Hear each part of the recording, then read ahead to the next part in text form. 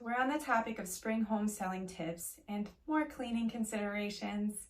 So it's typically not the favorite task of the season, but it is super helpful when it comes to selling your home. I want you to take the time and deep clean your windows and your mirrors.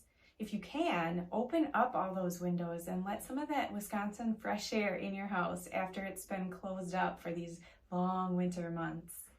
Then take a look outside. In Wisconsin, as we all know, our spring weather can vary greatly. Is your yard a nasty, muddy mess that could impact curb appeal? Did you clean up all your leaves last year? Or maybe you're like me and you left those gardens a mess. Well, now is the time to clean it all up. And while you're outside, think about the current forecast. Will the weather allow a plant to survive? Maybe you could add a flower pot at your front door.